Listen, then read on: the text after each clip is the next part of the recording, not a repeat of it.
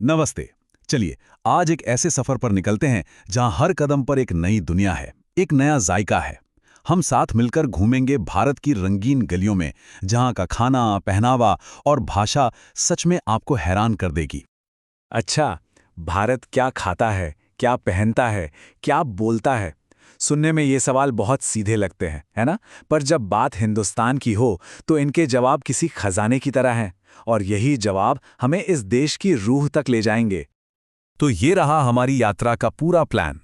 हम भारत के हर कोने को छुएंगे, दक्षिण से शुरू करेंगे, फिर पूरब की ओर बढ़ेंगे, वहां से पश्चिम और आखिर में उत्तर का दिल देखेंगे। हर पड़ाव पर कुछ नया और अनोखा इंतजार कर रहा है। तो चलिए फिर, देर किस बात की, भारत के इस कल्चरल ओशन में एक डुबकी लगाते हैं, जहां हर लहर एक नई कहानी सुनाती है। और हमारी यात्रा की पहली मंजिल है दक्षिण भारत, एक ऐसी जगह जो अपने चटपटे मसालों, शानदार मंदिरों और वाइब्रेंट कल्चर के लिए जानी जाती है। आइए देखते हैं यहाँ के राज्यों में क्या क्या खास है। आंध्र प्रदेश को भारत का चावल का कटोरा यूं ही नहीं कहते। यहाँ चावल की जबरदस्त पैदावार होती है, और साथ ही भारत की सबसे ज्यादा मिर्च भी यहीं उगती है। अब समझ आया कि यहाँ का खाना इतना तीखा और मजेदार क्यों होता है। तो जरा दक्षिण के इन दो पड़ोसियों को देखिए। एक तरफ है आंध्र प्रदेश, जहां दिन की शुरुआत इडली वड़ा से होती है और तेलुगु की मिठास खुली है।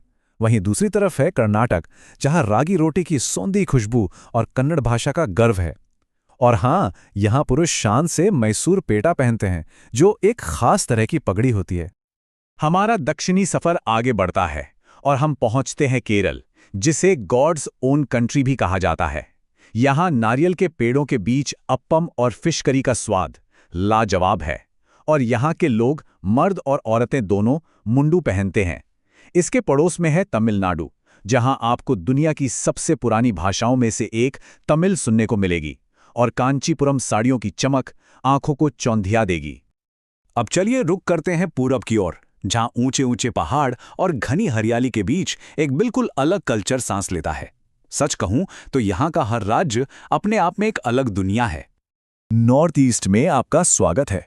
अरुणाचल में थुक्पा का गरम गरम प्याला, असम में खार का एक अलग ही स्वाद, और मणिपुर में नंगरी यानी फर्मेंटेड फिश का चटपटापन। हर राज्य की अपनी अलग कलिनरी पहचान है, और पहनावा भी उतना ही खास है, जैसे असम की मेखेला चादोर और मणिपुर का फनेक। उत्तर पूर्व की हमारी खोज जारी है।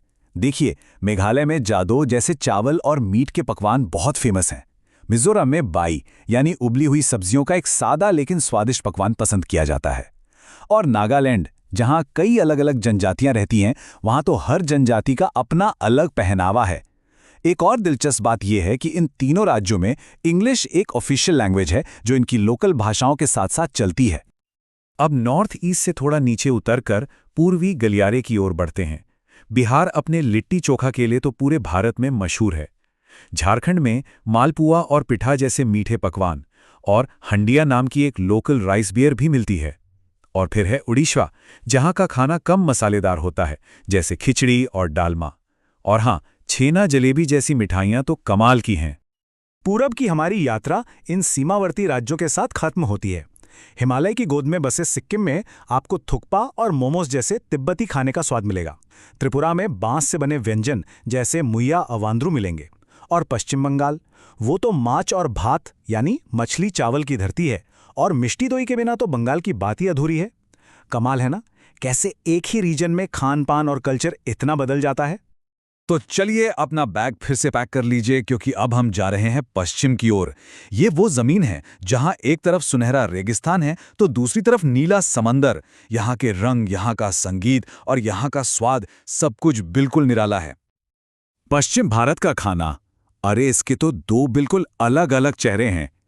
एक तरफ है गोवा का तीखा और खट्टा सी फूड, जो समंदर के देन है, तो दूसरी तरफ है गुजरात का मीठा और ज्यादातर शाकाहारी स्वाद, जैसे ढोकला और ऊंधियो। और भाषाएं, गोवा में कोंकणी तो गुजरात में गुजराती। है ना कितना बड़ा फर्क। और पश्चिम भारत की इस कहानी को पूरा करते हैं महाराष्ट्र और राजस्थान। महाराष्ट्र में आपको पोहा, वड़ा पाव और पाव भाजी जैसा जायकेदार स्ट्रीट फूड मिलेगा, और यहाँ की नौवारी साड़ी बहुत खास है। वहीं दूसरी ओर राजस्थान का रेगिस्तानी खाना है दाल बाटी चूरमा, जो वहाँ के मौसम के हिसाब से एकदम परफेक्ट है। यहाँ पुरुषों की पगड़ी, अंगरखा और धोती उनका पारंपरिक पहनावा है। सोचिए, एक ही क्षेत्र में कितनी वैरायटी है। और अब हम अपनी यात्रा के आखिरी पड़ाव पर आ पहुंचे हैं, उत्तर भारत। ये भारत का दिल है, जहां से बड़ी बड़ी नदियां बहती हैं, जहां दूर दूर तक फैले मैदान हैं और जहां सिर उठाए ऊंचे ऊंचे हिमालय खड़े हैं। तो चलिए चलते हैं भारत के अन्न भंडार उत्तरी मैदानों में। पंजाब में मक्के दी रोटी और सरसों दा साग की महक, हरियाणा में दूध दही की नदियां और उत्तर प्रदेश में नवाबी खाने से लेकर पेठे और गुजिया की मिठास तक, यहाँ तो हर स्वाद लाजवाब है। चलिए अब सीधे भारत के दिल में चलते हैं, यानी मध्य प्रदेश और छत्तीसगढ़। मध्य प्रदेश में आपको भुट्टे का कीस और दाल बाफला जैसे जायके मिलेंगे। छत्तीसगढ़ में चावल मुख्य भोजन है और बोरबासी गर्मियों में खाया जाने वाला एक पारंपरिक खाना है। और इन दोनों ही राज्यों में हिंदी और उसकी बोलियां ही प्रमुखता से बोली जाती हैं। और हमारी ये राज्यवार यात्रा खत्म होती है हिमालय की शांत वादियों में।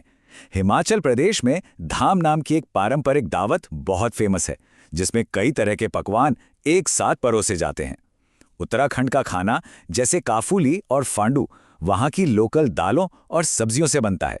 और पता है एक और दिलचस्प बात क्या है?